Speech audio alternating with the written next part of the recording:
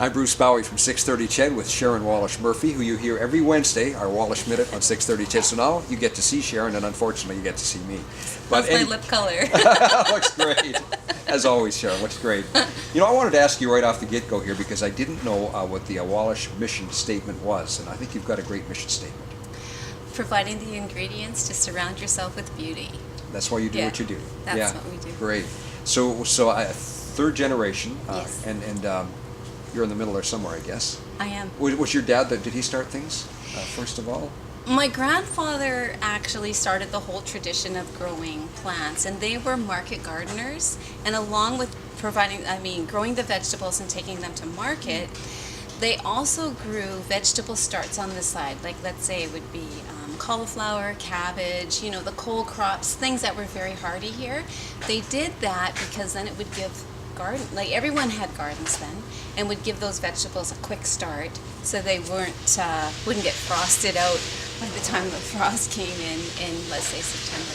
So at some point, I guess he figured out I could be doing this for a living, selling Exactly, things, yeah. And so in the 60s, or maybe the 50s, he went to Vermilion School of Agriculture. Oh, okay. And then he learned actually more formally greenhousing and the art of growing flowers and bedding plants. And then he incorporated in 1963. Okay. I think it's important for people to know that, so when they come here, they understand that you're growing plants that do well in our climate, in our conditions.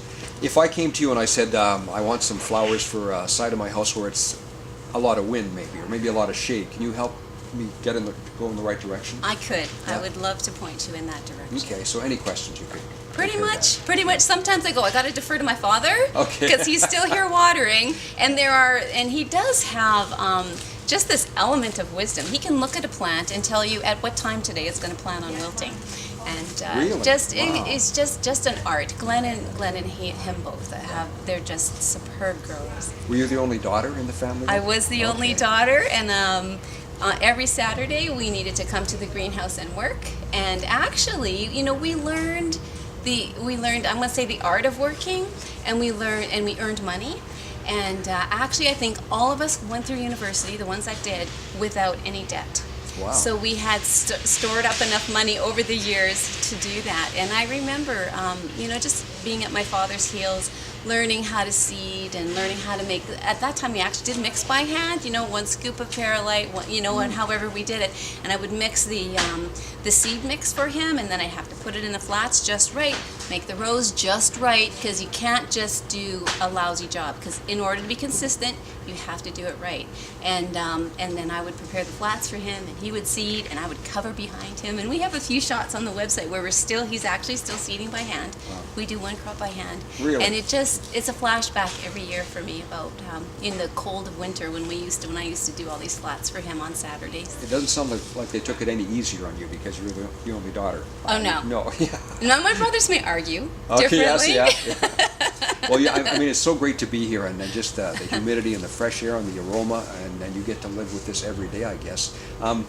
You've got all kinds of hanging baskets and bedding plants. What are your favorites? Do you have some that you really enjoy? My personal favorites? Yes, yeah.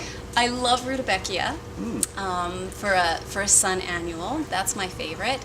I love sun begonias. They're called solenias. I also love dragonwing begonias. They are a vigorous grower. They love the shade, and that's another favorite that I have. I've been coming here for a few years, and I don't know how big it was when your dad started it, but it seems to me like pretty much every year you've done some more expansion. It just keeps growing out here. Yeah, and actually we haven't built any more actual physical greenhouses over the last few years, but what we've done is we put in the roll top benches, so then we increased a third of the greenhouse every time. So 3 greenhouses that have roll top benches, we have a new greenhouse. And I wanted to mention that you optimize the space, and as if a greenhouse wasn't green enough, you green it up even a little more, I guess, in the way you do some recycling and... Yes, we catch our water because of the flood top benches and the flood floors, and then we catch it in a cistern and collect it all, and then we filter it again and use it again. All right. For somebody who's watching this right now, do you have any advice for them? Like I talked to your brother Glenn, and I said, don't wait too long in the season like I did, because things do disappear around here. What we say, or what I would say, is if there's anything that you can't live without, And if you didn't have this particular plant, or you didn't have X amount of these particular hanging baskets, if you didn't have it and it would wreck your summer, then we say get it.